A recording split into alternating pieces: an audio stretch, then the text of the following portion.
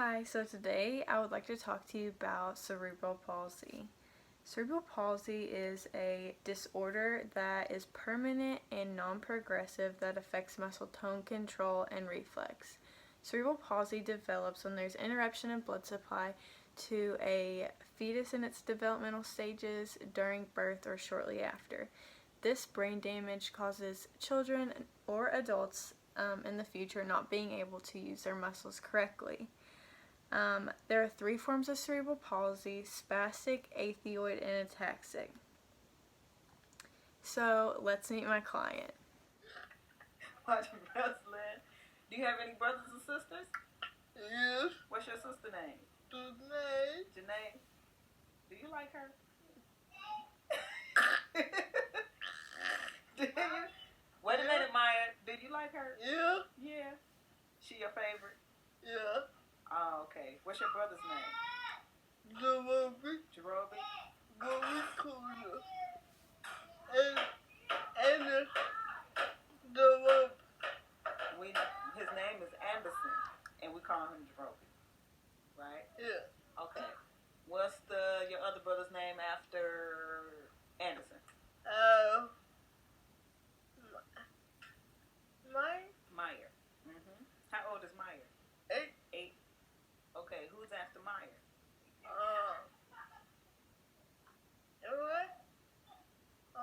Ryan. How old is Ryan? 6. Who's after Ryan? Eli. How old is Eli? 5. He's 5, right. And the last, but not least, but he's definitely the last. Nikhil. How old is Nikhil? 2. 2. And are there any other children that's in the family that you know of? No? What about your sister? What about your niece? My niece. What about your niece? What's your niece's name? Sydney? Sydney Twyman? How old is Sydney?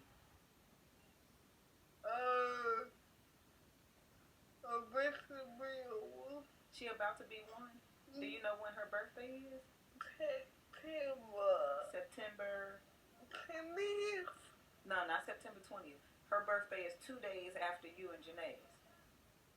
So Nicole obviously has cerebral palsy, but she also has an identifiable speech disorder and shows dysarthria, which is slurred speech. She seems to be having trouble moving her mouth and using her articulators to create the correct sounds in words. She has no problems communicating to her mom what she wants, so I don't think she has a language disorder. And she seems to be able to remember her cousins' names and ages very well, so I don't think she has any cognitive disorder.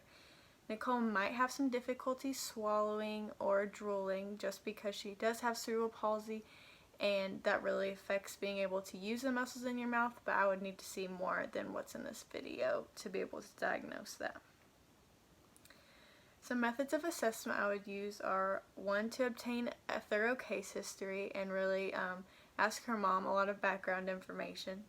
2, have Nicole attempt various speech production tasks. I think this is the most important piece of assessment that I can do because it really is the foundation of the plan that I'm going to have for her and what I'm going to do with her in the future.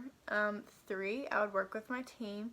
I think interprofessional communication is super important, like talking to her neurologist or her primary care provider and assessing her and creating the perfect treatment plan. Number 4, I would establish goals. I think this is super important in cases like these, giving them realistic goals and not just an end goal, but a goal that they can meet on the way there. I think that instills a lot of confidence and makes it fun when getting better. And number 5, I would form a prognosis. So methods of treatment, one of the methods I would use is to have Nicole mimic different speech sounds.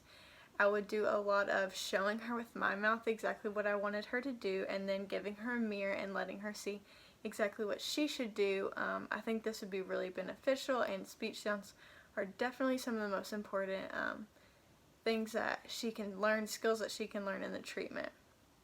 Another method of treatment I would use is giving her another form of communication, like a speech generating device, or letting her learn sign language, because Nicole's 21 and I know that she's going to be doing some things and being independent, but if I didn't have her mom in the video there to tell me what she was saying, I don't think I'd be able to understand her.